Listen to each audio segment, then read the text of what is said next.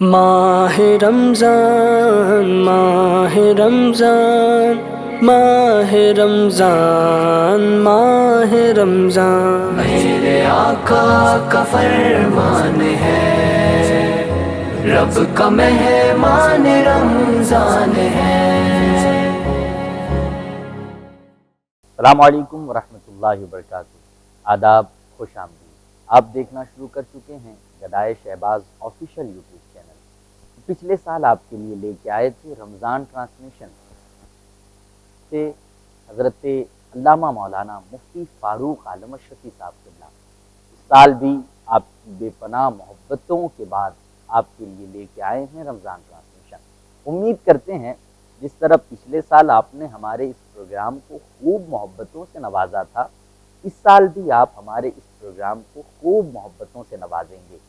یہ چینل گدائے Shahbaz official YouTube channel خانقاہ شہبازیہ کی سرپرستی میں چلنے والا واحد چینل ہے، اور یہ ایک ہی چینل ہے جو خانقاہ شہبازیہ کی سرپرستی میں چلتا ہے، اور اس چینل کی قیادت فرما رہے ہیں شہزادہ خطیب اعظم حضور شاہکار ملت حضرت علامہ مولانا سید شاہکار عالم شہبازی مقدس اللہ النورانی۔ یہ تمام تر پروگرام جو اس چینل پر آپ دیکھتے ہیں، نعت و منقبت کے خوبصورت ویڈیوز دیکھتے ہیں، یہ تمام تر کوششیں اور کاوشیں حضور شاہکار ملت کی ہے۔ پچھلے سال بھی آپ کے لیے وہ یہ دینی پروگرام لے کر آئے تھے، اس سال بھی آپ کے لیے وہ یہ دینی پروگرام لے کر آئے ہیں۔ تو اب تک اگر آپ نے ہمارے چینل کو سبسکرائب نہیں کیا ہے، جلدی سے سبسکرائب کیجیے، بیل آئیکن کو ضرور دبائیں تاکہ وقت پر تمام تر دینی پروگرام کی نوٹیفیکیشن آپ کو مل سکے۔ اس چینل کو لائک بھی کر لیجئے گا اور اس کے تمام تر پروگرام کو سبسکرائب بھی کیجیے گا۔ یہ پروگرام جو آپ تک پہنچتا ہے، یہ بڑی کوششوں سے اور بڑی محنتوں سے پہنچتا ہے۔ اتنا تو حق بنتا ہے اس چینل کا کہ آپ اس چینل کو شیئر کرتے رہیں، اس کو سبسکرائب کریں تاکہ اور بھی لوگ جڑیں۔ یہ پروگرام کوئی فائدے کے لیے ہم نہیں بناتے ہیں، یہ صرف اس لیے بناتے ہیں کہ آپ دینی مسائل سے واقف ہو سکیں، آپ دین جان سکیں، آپ دین کو آسانی سے سمجھ سکیں۔ اسی لیے آج ہمارے اسٹوڈیو کی زینت ہے عالم نبیل حضرت علامہ مولانا محمد فاروق عالم اشرفی صاحب قبلہ، شیخ الحدیث جامعہ شہبازیہ بھاگلپور شریف۔ میں آغاز کرتا ہوں اور حضور قبلہ مفتی صاحب کی بارگاہ میں سب سے پہلا سوال رکھتا ہوں۔ رمضان کے بابرکت لمحات شروع ہو چکے ہیں، آج ایک رمضان المبارک ہے اور آپ رمضان کے بابرکت لمحوں میں ہمارا یہ پروگرام دیکھ رہے ہیں۔ رمضان شریف کا مہینہ ہمیں اللہ نے زندگی دی اور ہم نے اس لمحے کو پایا۔ رمضان کیا ہے؟ رمضان خدا کو راضی کرنے کا ایک ذریعہ ہے۔ رمضان کیا ہے؟ رمضان نیکیاں کرنے کا ایک ذریعہ ہے۔ رمضان کیا ہے؟ خدا کو منانے کا ایک لمحہ ہے۔ رمضان کیا ہے؟ اب تک ہم نے جو زندگیاں گناہوں میں گزاری، اب تک جو ہم نے زندگیاں عیاشیوں میں گزاری، اب تک جو ہم نے زندگی خدا کی نافرمانیوں میں گزاری، رمضان میں اپنے رب کو منا لے اور اس رمضان یہ عہد کرے کہ اب آنے والی تمام تر زندگیاں ہم اس رب کی مرضی سے گزاریں گے۔ ہم اگر اس رب کی مرضی سے اپنی زندگی گزاریں گے تو انشاءاللہ ہماری زندگی میں انقلاب آ جائے گا، ہماری زندگی میں بہار آ جائے گی، ہماری زندگیوں میں خوشیاں ہی خوشیاں ہوگی۔ وہ ایک رب راضی ہو گیا تو ساری دنیا ہماری ہو جائے گی، وہ ایک رب راضی ہو گیا تو دنیا میں بھی ہم کامیاب ہے اور آخرت میں بھی انشاءاللہ اس رب کی رحمت سے امید ہے کہ ہمیں کامیابی ملے گی۔ آئیے چلتے ہیں ہم حضرت مفتی فاروق عالم اشرفی کی بارگاہ میں اور سب سے پہلا سوال رکھتے ہیں۔ کیونکہ رمضان شریف کا مہینہ شروع ہوا ہے، بہت سارے ایسے مسائل ہیں جس سے قوم ناواقف ہے، بہت سارے ایسے مسائل ہیں جس کا ہمیں علم نہیں ہوتا اور ہم روزے کی حالت میں ان مسائل کا خیال نہیں رکھ پاتے ہیں جس سے روزے پر فرق آتا ہے۔ تو سب سے پہلے ہم آپ کے لیے جو پروگرام لے کے آئے ہیں وہ مسائل رمضان کا پروگرام ہے۔ راہ قرآن و سنت پہ چل تاکہ حاصل ہو جنت کے پھل۔ آپ اس نیت سے اس پروگرام کو دیکھیے گا کہ جن مسائل سے آپ واقف نہیں تھے وہ مسائل سے اگر واقف ہو جاتے ہیں تو اس کا خیال رکھیے گا اور اس پہ عمل کرنے کی نیت کیجیے گا۔ میں سب سے پہلا سوال مفتی صاحب قبلہ کی بارگاہ میں رکھتا ہوں۔ مفتی صاحب قبلہ یہ ارشاد فرمائیں کہ کسی نے حرام کھانا کھا کر روزہ رکھا اور حرام چیز سے روزہ افطار کیا تو کہ کیا ایسے شخص کا روزہ ہوگا یا نہیں ہوگا؟ ارشاد فرمائیں۔ السلام علیکم ورحمۃ اللہ وبرکاتہ۔ نحمدہ ونصلی علی رسولہ الکریم، اما بعد فقد قال اللہ تعالی فی القرآن المجید والفرقان الحمید، اعوذ باللہ من الشیطان الرجیم، بسم اللہ الرحمن الرحیم۔ یا ایھا الذین آمنوا کتب علیکم الصیام کما کتب علی الذین من قبلکم لعلکم تتقون۔ پاک پروردگار عالم نے اس آیت کریمہ میں ایمان والوں پر روزے کی فرضیت کا اعلان کیا ہے، اور اس بات کو بتایا ہے کہ ایمان والو، جیسے تم سے پہلے لوگوں پر روزہ فرض کیا گیا تھا، تم پر بھی وہ روزہ فرض کیا گیا ہے، اور اس روزے کا مقصد یہ ہے کہ تم متقی بن جاؤ، پرہیزگار بن جاؤ۔ الحمدللہ گدائے شہباز یوٹیوب چینل کا یہ دوسرا سیشن ہے جو خانقاہ عالیہ شہبازیہ کی زیر نگرانی، ان کی سرپرستی میں یہ پروگرام چل رہا ہے۔ سال گزشتہ بھی مجھے اس پروگرام میں مدعو کیا گیا تھا، اور اتفاق سے میزبانی کی خدمت آپ ہی انجام دے رہے تھے۔ امسال بھی میں حاضر ہوں، چونکہ جب سال گزشتہ یہ پروگرام پہلی بار خانقاہ عالیہ شہبازیہ کی زیر نگرانی یوٹیوب چینل کے ذریعے لوگوں کے درمیان آیا تو لوگوں نے بہت پسند کیا، اس کی بڑی پذیرائی ہوئی۔ اس پروگرام کے عظیم قائد حضرت مولانا سید شاہ شاہکار عالم شہبازی، جن کی انتھک اور بے پناہ کوششوں سے یہ پروگرام نشر ہوتا ہے اور ہو رہا ہے، ان سے بہت سارے لوگوں نے اصرار کیا کہ آپ اس پروگرام کو لگاتار مسلسل جاری رکھیں۔ اس لیے انہوں نے اس بار 9 کے بجائے 15 پروگرام کا پروگرام بنایا، اور 15 ایپیسوڈ ہر ایک دن کے بعد ایک دن نشر کیا جائے گا۔ میں انہیں اپنی طرف سے مبارکباد پیش کرتا ہوں، اور آپ لوگوں سے بھی گزارش کرتا ہوں کہ ان کے حق میں دعائے خیر فرمائیں۔ یہ خیر کا مہینہ ہے، رحمت کا مہینہ ہے، برکت کا مہینہ ہے۔ بہرحال آپ نے جو سوال مجھ سے کیا تھا کہ اگر کوئی شخص رمضان المبارک کے مہینے میں حرام کھانا کھا کے سحری کیا، روزہ رکھا، اور حرام ہی کھانا کھا کر کے اس نے افطار کیا، تو روزہ ہوگا یا نہیں ہوگا؟ تو اس سلسلے میں سیدھا جواب یہ ہے کہ روزہ تو ہو جائے گا، چونکہ حرام کھانا، حرام پینا یہ الگ چیز ہے۔ روزہ جس چیز کا نام ہے کہ کھانے پینے اور اپنی بیوی سے جماع سے رکے رہنا، تو نفس روزہ پایا گیا۔ یہ اور بات ہے کہ حرام کھانے کی وجہ سے اسے گناہ ہوگا۔ ہر دنوں میں، چاہے کوئی سا مہینہ ہو، کوئی سا دن ہو، حرام کھانا گناہ ہے۔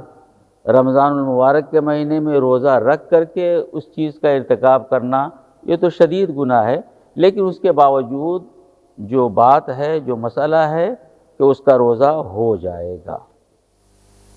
تو آپ نے مفتی فاروق عالم شفیع صاحب قبلہ سے سوال کا جواب سنا کہ حرام کھا کے اگر روزہ رکھا جائے اور حرام کھا کے ہی اگر افطار کیا جائے تو روزہ ہوگا یا نہیں ہوگا، اس کا آپ نے جواب سنا۔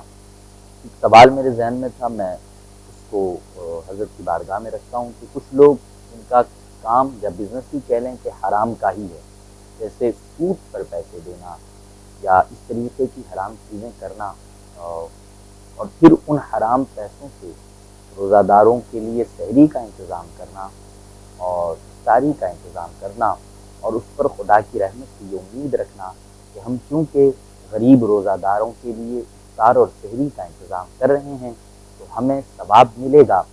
تو ایسے لوگوں کا روزہ یا افطار کرانا کیسا ہے، اور ایسے لوگوں کی افطار یا سحری میں جو لوگ شریک ہوتے ہیں کہ ان کے روزے کا کیا حکم ہے، اس پر اگر وضاحت فرما دیں تو ہمارے ناظرین کے لیے بڑی آسانی ہوگی۔ ایک دوسرا اور سوال کیا کہ اگر کوئی شخص جس کا کاروبار ہی سراپا حرام کا ہے، سود کا نظام چلاتا ہے یا جوئے کا کاروبار ہے یا کوئی بھی حرام طریقے سے وہ پیسہ کماتا ہے اور اس کے علاوہ کوئی اور اس کا ذریعہ آمد نہیں ہے، ایسے لوگ بھی رمضان المبارک کے مہینے میں لوگوں کو افطار کراتے ہیں، تو میں اس سلسلے میں یہ کہنا چاہوں گا کہ وہ لوگ جو حرام چیز کو راہ خدا میں خرچ کر کے ثواب کی امید کرتے ہیں، انہیں توبہ کرنا چاہیے، اس لیے کہ حرام کھانا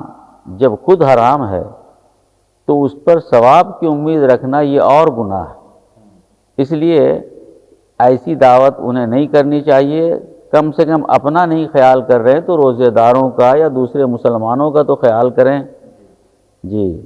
اور جہاں تک رہی بات کہ ایسی دعوتوں میں جانا، اس پروگرام میں شرکت کرنا، تو قطعاً جو سچا پکا مسلمان ہوگا وہ یقیناً اپنے روزے کے اندر نورانیت کو کم نہیں کرے گا اور ایسی دعوتوں سے مکمل طور سے اجتناب کرے گا، بلکہ ایمان والا تو وہ ہوتا ہے کہ روزہ نہیں بھی رہتا ہے اور اسے شبہ ہو جاتا ہے کہ شاید اس میں حرام کی آمیزش ہو، تو وہ ایسی دعوتوں کو چھوڑ دیتا ہے اور ایسی جگہ جانے سے پرہیز کرتا ہے۔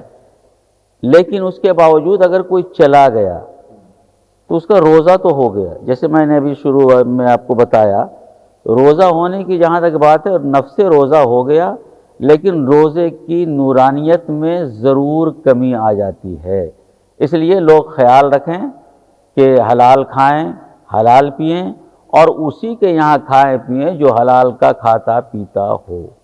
راہ قرآن و سنت پہ چل تاکہ حاصل ہو جنت کے پھل۔ وواہ کلیکشن، آپ کا اپنا کلیکشن۔ ہمارے یہاں آپ کے لیے بہترین کپڑوں کا انتظام ہے، ایک بار ضرور تشریف لائیں اور خدمت کا موقع عنایت فرمائیں۔ عید کی ان خوشیوں میں وواہ کلیکشن کو اپنی پسند بنائیں۔ ہمارے یہاں آپ کے لیے ہے salwar suit, lehenga, chunri, gown, designer dress, sherwani, coat pant, kids lehenga اور بھی بہت کچھ موجود ہے، ایک بار ضرور تشریف لائیں۔ Address Sujaganj near Indira station road, Bhagalpur. Contact number 7677470418۔ ماہ رمضان ماہ رمضان ماہ رمضان ماہ رمضان، میرے آقا کا فرمان ہے، رب کا مہمان رمضان ہے۔ تو ہم نے مفتی صاحب قبلہ سے اس سوال کا بھی بہترین جواب سنا، اور ناظرین کرام خیال رکھنا چاہیے کہ جو لوگ حرام کا کاروبار کرتے ہیں، جیسے سود ہے، جوا ہے یا کوئی بھی حرام کام، تو ایسے لوگوں کو بھی چاہیے کہ اگر وہ حرام کام کی کمائی سے روزہ افطار کا یا سحری کا لوگوں کے لیے انتظام کرتے ہیں اور یہ سوچتے ہیں کہ خدا انہیں ثواب عطا کرے گا، تو ایسی سوچ کے لیے توبہ کریں۔ اور جو لوگ ایسے لوگوں کے وہاں افطار یا سحری میں جاتے ہیں، انہیں بھی خیال رکھنا چاہیے کہ اپنے روزے کی نورانیت میں کمی نہ آنے دیں۔ میں مفتی صاحب قبلہ کی بارگاہ میں ایک اور سوال رکھتا ہوں۔ مفتی صاحب قبلہ، مسافر کے لیے روزہ رکھنا بہتر ہے یا روزہ نہ رکھنا بہتر ہے؟ عموماً ایسا ہوتا ہے، ہم لوگ سفر میں رہتے ہیں، ٹریولنگ کرنا پڑتا ہے، ٹرین ہے، بس ہے، کبھی کبھی بہت لمبے سفر ہو جاتے ہیں، تو سفر کی ایک اپنی تھکان، سفر کی ایک اپنی اکتاہٹ، سفر کا ایک اپنا بوجھ، کیا مسافر کے لیے روزہ رکھنا بہتر ہے یا روزہ نہ رکھنا بہتر ہے؟ اس پر جواب ارشاد فرمائیں۔ اللہ رب العزت نے جس آیت کریمہ میں روزے کی فرضیت کا اعلان کیا ہے، اسی آیت کریمہ میں اس پاک پروردگار نے فرمایا فمن کان منکم مریضا او علی سفر فعدۃ من ایام اخر، کہ اگر کوئی روزہ دار مریض ہو یا سفر کی حالت میں ہو، رمضان کا مہینہ ہو، تو تو اس کے لیے اللہ پاک نے یہ اجازت دی ہے، رخصت دی ہے کہ وہ ان دنوں میں روزہ نہ رکھ کر کے اور دنوں میں اس روزے کی قضا کر لیں، اور دنوں میں اس روزے کو پورا کر لیں۔ لیکن آپ نے سوال کیا کہ بہتر کیا ہے، تو اجازت تو ہے کہ روزہ آدمی نہ رکھے، لیکن اب اس بہتر کا دار و مدار ہوتا ہے آدمی کی حالت پہ۔ اگر سفر میں سہولت ہے، سفر میں آسانی ہے، تو بہتر میں یہی سمجھتا ہوں کہ روزہ رکھ لے، تاکہ جب سارے لوگ رکھ رہے ہیں تو اسی درمیان میں اس کا روزہ بھی ہو جائے گا، اور پھر بعد میں اسے مکمل کرنے میں، اسے پورا کرنے میں کسی طرح کا اسے بوجھ محسوس نہیں ہوگا۔ اور اگر سفر میں، جیسا کہ آپ نے کہا کہ دور کا سفر ہوتا ہے، لمبا سفر ہوتا ہے، صعوبت ہے، پریشانی ہے، تو اس اعتبار سے مسافر چاہے تو افطار کر سکتا ہے اور روزے کی قضا بعد میں کر سکتا ہے۔ ماشاءاللہ، مفتی صاحب قبلہ نے مسافروں کے روزے کے حوالے سے بہترین جواب دیا۔ جو مسافری کرتے ہیں، جو ٹریولنگ کرتے ہیں، اب چونکہ زمانہ اتنا فاسٹ ہو گیا ہے، زمانہ اتنا ترقی کر گیا ہے کہ بہت ساری آسانیاں پیدا ہو گئی ہے سفر کے لیے۔ فلائٹس ہیں، ٹرین ہے تو اے سی والی ٹرین ہے، بسیں اے سی والی ہے، مطلب بہت ساری سہولتیں ہیں مسافروں کے لیے۔ تو مسافروں کو چاہیے کہ اگر روزہ رکھ سکتے ہیں تو ضرور رکھیں۔ ہاں، اگر سفر میں دقتیں ہیں، دشواری ہے، تو وہ روزہ چھوڑ سکتے ہیں، بعد میں اس کی قضا ضروری ہے۔ میں مفتی صاحب قبلہ کی بارگاہ میں ایک اور سوال رکھتا ہوں۔ حضرت، یہ بڑا ضروری سوال ہے کہ اگر 29 شعبان کو رمضان کا چاند نظر نہیں آیا تو کیا ایسی صورت میں مفتی، قاضی اور عوام کو روزہ رکھنا جائز ہے یا نہیں جائز ہے؟ جی، اگر 29 شعبان کو چاند نظر نہیں آیا تو اس کی دو صورت ہے کہ مطلع صاف ہے یا ابر آلود ہے، بادل وغیرہ چھایا ہوا ہے۔ اگر مطلع صاف ہے، ابر آلود نہیں ہے، اور 29 شعبان کو چاند نہیں دکھائی دیا، تو قاضی، مفتی اور عوام سب کو یہی حکم ہے کہ کوئی روزہ نہ رکھے۔ لیکن اگر مطلع ابر آلود ہے، جی بادل وغیرہ چھایا ہوا تھا، تو 30 تاریخ کو قاضی اور مفتی لوگوں کو یہ حکم دے گا کہ وہ نصف النہار تک کھانے پینے سے رکے رہیں اور روزہ کی نیت بھی نہ کریں۔ اگر اس درمیان میں چاند کا ثبوت سامنے آ جاتا ہے تو نیت کر لیں، اسی وقت سے وہ روزہ ہو جائے گا۔ لیکن کچھ لوگ یہ سمجھ کے اگر روزہ رکھیں کہ اگر آج چاند ہو گیا ہو تو رمضان کا روزہ، اور اگر نہیں ہوا ہو تو نفل کا روزہ، ایسا روزہ رکھنا منع ہے، گناہ ہے۔ حضور اکرم صلی اللہ تعالی وسلم نے فرمایا کہ جو شخص یوم الشک کا روزہ رکھتا ہے وہ محمد رسول اللہ صلی اللہ علیہ وسلم کی نافرمانی کرتا ہے۔ تو اگر کوئی 30 تاریخ کا روزہ یہ سمجھ کے رکھے گا کہ اگر رمضان کا چاند ہو گیا ہو تو رمضان کا ہو جائے گا، ورنہ تو نفل کا ہو جائے گا، اس طرح سے رکھنا جائز نہیں ہے۔ میں مفتی صاحب قبلہ کی بارگاہ میں 5واں سوال رکھ رہا ہوں۔ مفتی صاحب قبلہ، یہ بتائیں کہ پورے سال میں کتنے دنوں کا روزہ رکھنا ناجائز و منع ہے اور اس کی وجہ کیا ہے؟ ظاہر ہے سال میں ایسے کئی دن آتے ہیں کہ جس میں روزہ رکھنا ناجائز ہے اور منع ہے، تو یہ تو ہم جانتے ہیں کہ ناجائز و منع ہے، تو کیوں منع ہے، اس کی وجہ کیا ہے؟ آئیے سنتے ہیں مفتی صاحب قبلہ سے۔ پورے سال میں 5 دن ایسے ہیں جن 5 دنوں میں روزہ رکھنا منع ہے، ناجائز ہے، اور وہ 5 دن کون سے ہیں؟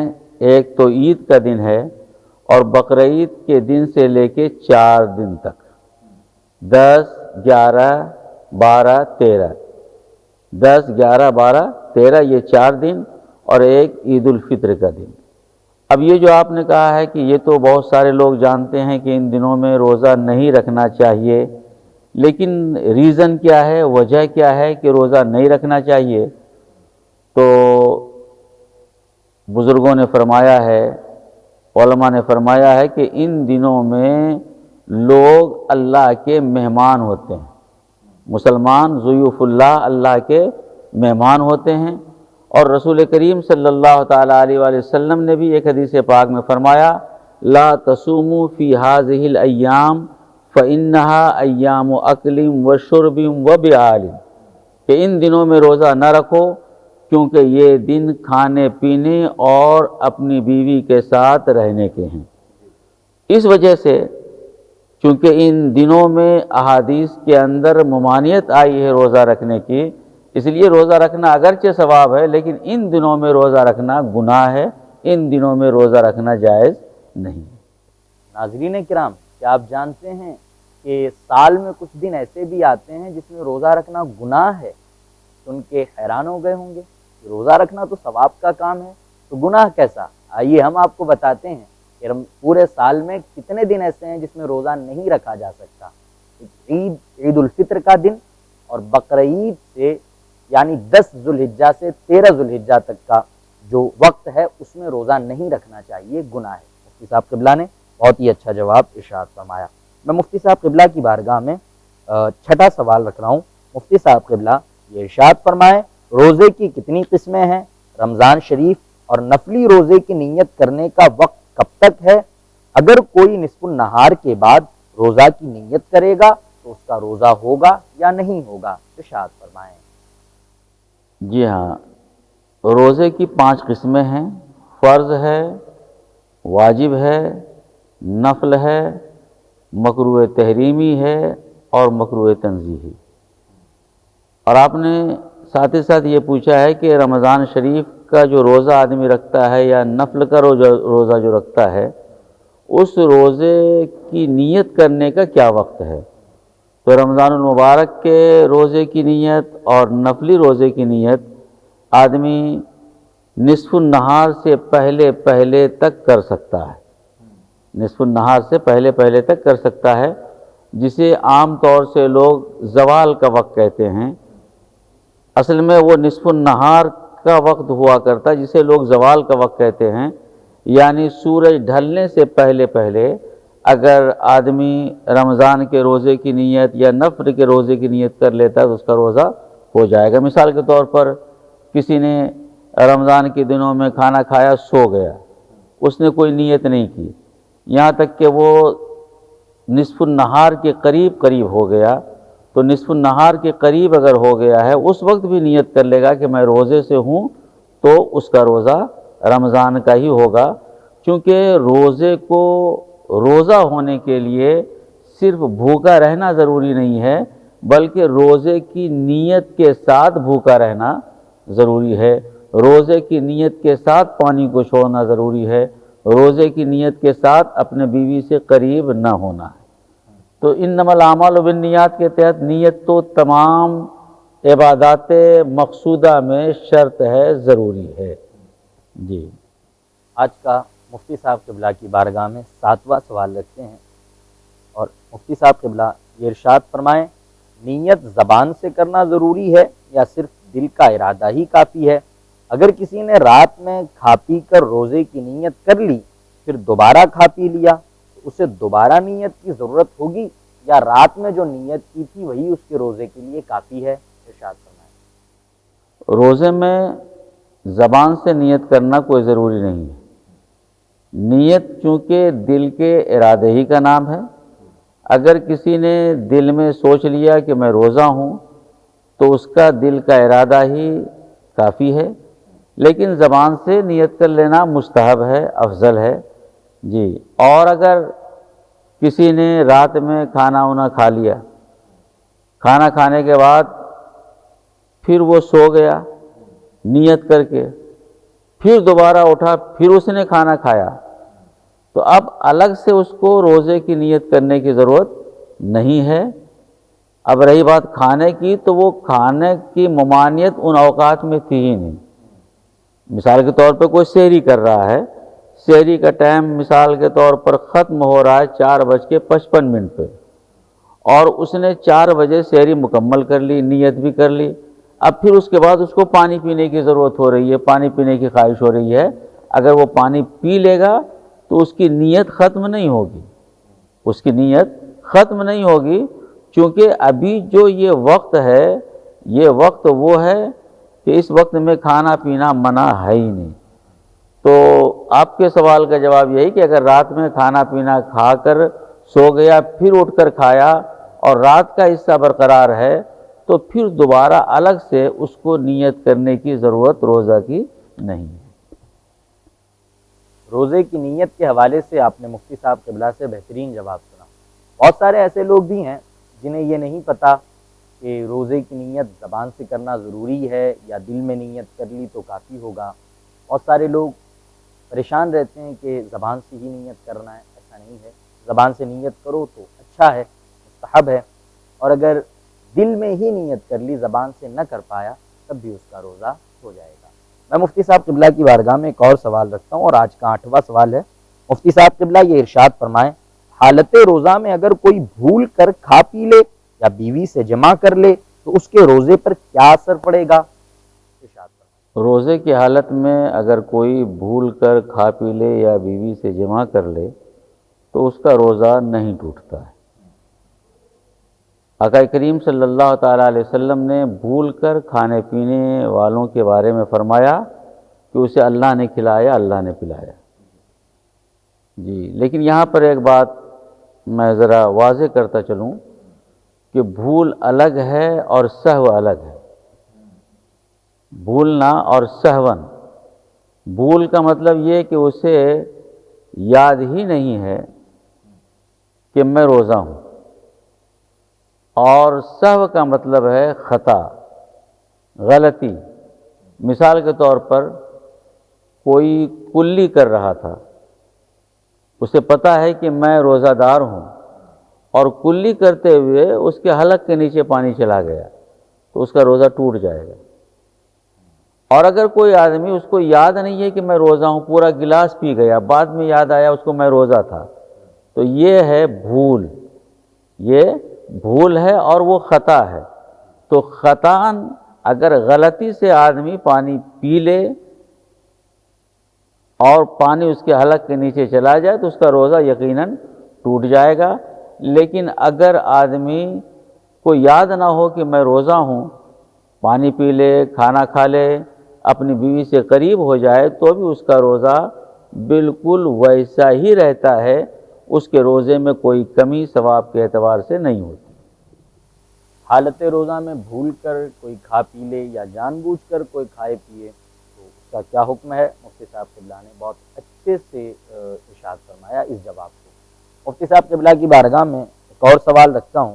حضور یہ ارشاد فرمائیں، حالت روزہ میں اگر الٹی ہو جائے یا کھٹی ڈکار آئے تو کیا روزہ ٹوٹ جاتا ہے یا نہیں ٹوٹتا؟ حکم ارشاد فرمائیں۔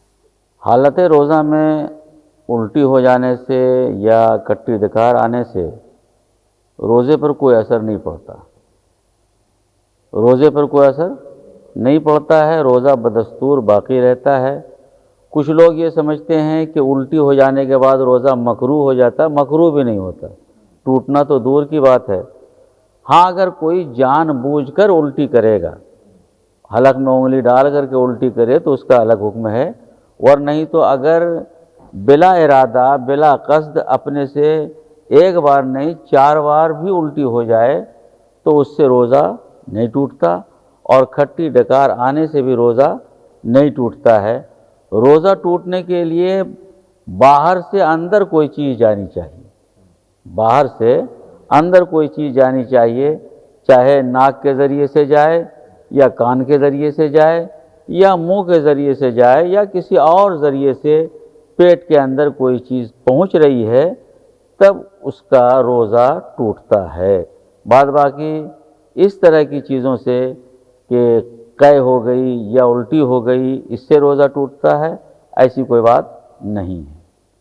حالت روزہ میں الٹی ہو جائے یا کھٹی ڈکار آئے، ان تمام تر چیزوں سے روزہ ٹوٹتا ہے یا نہیں ٹوٹتا ہے؟ اس کا جواب مفتی صاحب قبلہ نے عنایت فرمایا۔ راہ قرآن و سنت پہ چل تاکہ حاصل ہو جنت کے پھل۔ پیراہن کلیکشن، آپ کی خوشیوں میں کپڑے ہمارے یہاں خصوصی کپڑے دستیاب ہیں، جس میں کرتا، پاجامہ، شرٹ، پینٹ، کوٹ، شیروانی، بنڈی، جبہ وغیرہ کا کپڑا ہے۔ تو عید کے حسین موقع پر اپنی پسند پیراہن کلیکشن کو بنائیں اور خدمت کا موقع عنایت فرمائیں۔ एड्रेस IDBI बैंक खलीफा बाग भागलपुर। Contact number 8271815991।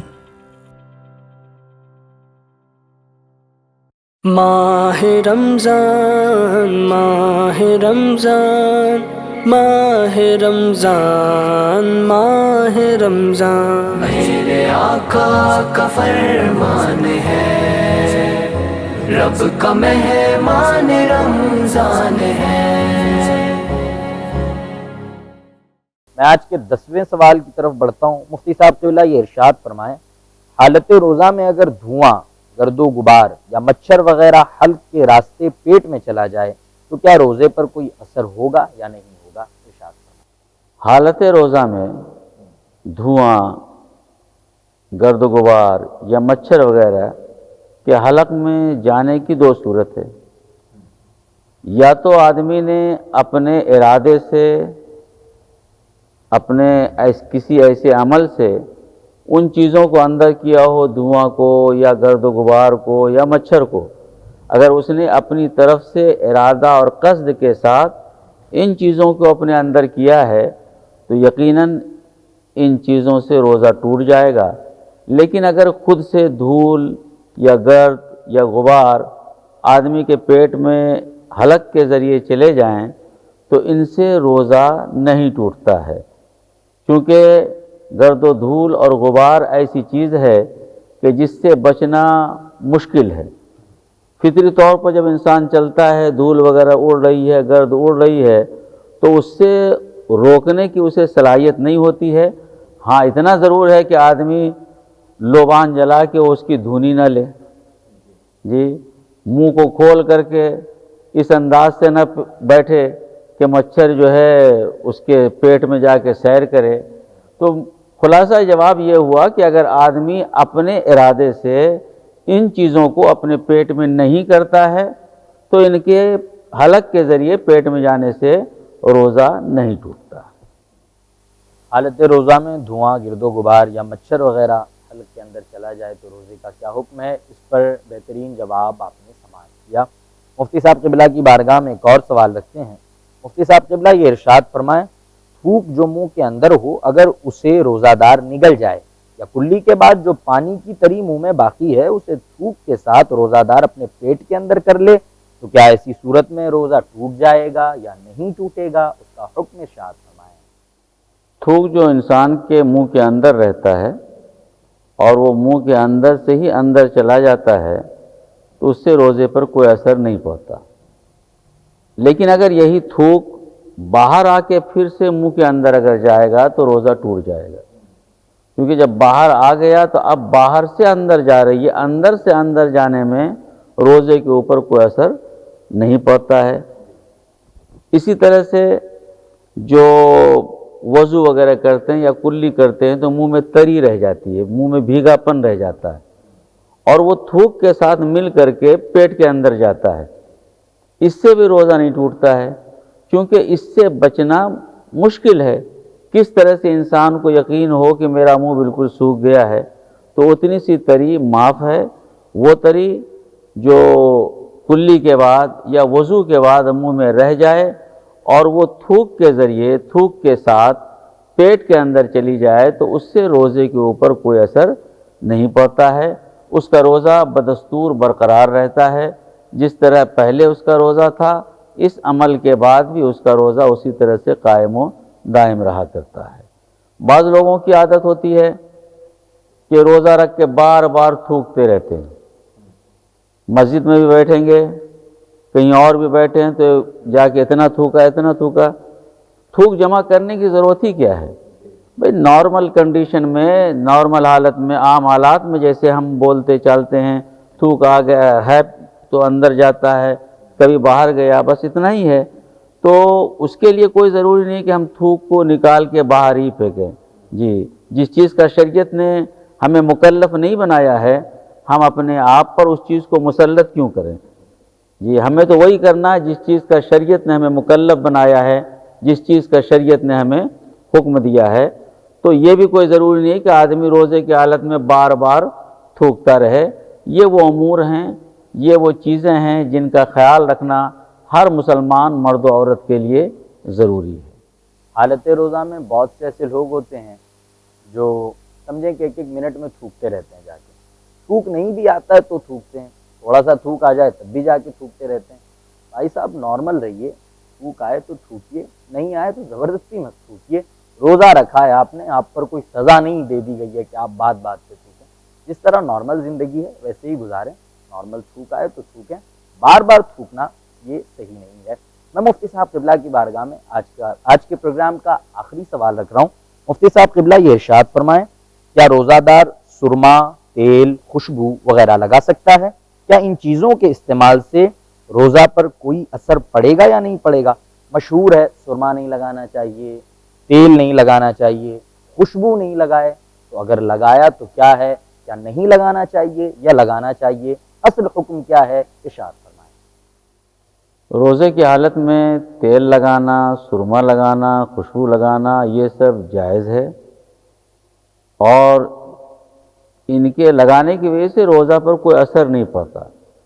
خوشبو اور سرما تو یہ وہ ہے جسے رسول کریم صلی اللہ تعالی وسلم خود پسند فرمایا کرتے تھے۔ ان کے لگانے سے روزہ کے اوپر کوئی اثر نہیں پڑتا، بلکہ فقہائے کرام نے تو لکھا ہے کہ اگر آنکھ میں سرما لگایا اور اس کا مزہ حلق میں محسوس بھی ہوا تو بھی روزہ پر کوئی اثر نہیں پڑتا ہے۔ اس لیے ان چیزوں کو آدمی شوق سے روزے کی حالت میں استعمال کر سکتا ہے، اور خوشبو تو نبی کریم صلی اللہ تعالیٰ علیہ وسلم کی پسندیدہ چیز ہے، اور ہر وہ آدمی جو سلیقہ مند ہوتا ہے وہ خوشبو کو پسند کیا کرتا ہے۔ اس لیے ان چیزوں کی وجہ سے روزے کے اوپر کوئی اثر نہیں پڑے گا۔ البتہ یہ ضرور ہے کہ آدمی روزے کی حالت میں گالی گلوچ نہ کرے، کسی پر بے جا غصہ نہ کرے، کسی پر طعن و تشنیع نہ کرے۔ ان چیزوں سے بچنے کی ضرورت ہے، کیونکہ یہ وہ چیزیں ہیں جو عام حالات میں بھی، عام دنوں میں بھی گناہ اور منع ہیں، تو رمضان کے دنوں میں تو خاص طور سے ان سے بچنے کی کوشش کرنی چاہیے۔ اللہ پاک سارے لوگوں کو احکام اسلام کی مکمل طور پر پابندی کرنے کی توفیق عطا فرمائے۔ عوام میں یہ چیز بہت مشہور ہے کہ روزہ رکھا ہے تو تیل نہیں لگا سکتے، خوشبو نہیں لگا سکتے، سرما نہیں لگا سکتے، یہ بہت مشہور چیز ہے۔ ایسا نہیں ہے، آپ روزے کی حالت میں تیل بھی لگا سکتے ہیں، خوشبو بھی لگا سکتے ہیں، سرما بھی لگا سکتے ہیں۔ تو ان چیزوں سے بچنا نہیں ہے بلکہ انہیں لگانا ہے، اگر دل ہے تو آپ لگائیے۔ ہاں، روزے کی حالت میں گالی سے بچیے، غیبت سے بچیے، چغلی سے بچیے، یہ ضروری ہے۔ ان چیزوں سے اللہ ہم سب کو بچائے تاکہ ہمارے روزے پر کوئی فرق نہیں آئے۔ آج کے پروگرام کو ہم اختتام کی طرف لے جا رہے ہیں۔ اختتام میں آئیے ہم ایک کلام شامل کرتے ہیں۔ میں کلام حضور خطیب اعظم ہند کے لیے گزارش کروں گا حضرت مولانا حافظ سلیم صاحب قبلہ سے، متعلم جامعہ شہبازیہ بھاگلپور شریف، گزارش کرتا ہوں تشریف لائیں اور انہی کے کلام سے آج کے اس خوبصورت پروگرام کو اختتام کی طرف لے جاتے ہیں۔ اب دیں اپنے میزبان ذیشان برکاتی کو اجازت، انشاءاللہ پھر آپ سے ملاقات ہوگی۔ تب تک کے لیے اپنا خیال رکھیں اور رمضان کے ان بابرکت لمحات کو نیکیوں میں گزاریں۔ السلام علیکم ورحمۃ اللہ وبرکاتہ۔ السلام علیکم ورحمۃ اللہ وبرکاتہ۔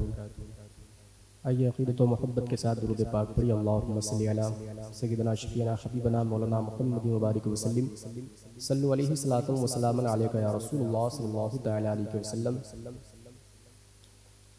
ہم ہیں رسوا سر بازار خریدا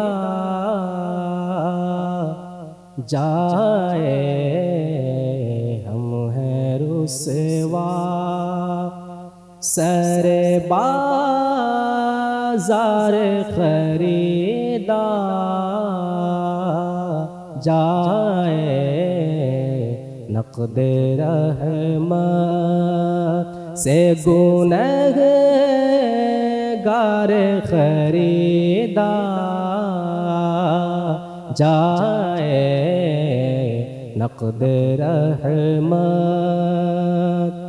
سب سے پہلے مجھے سرکار خریدا جائے سب سے پہلے، مجھے سرکار خریدا جائے سب سے بڑھ کر، سب سے بڑھ کر ہوں خطا کار خریدا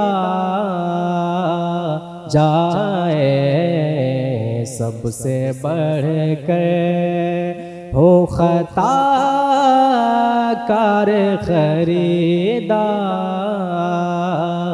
جائے ہم ہیں رسوا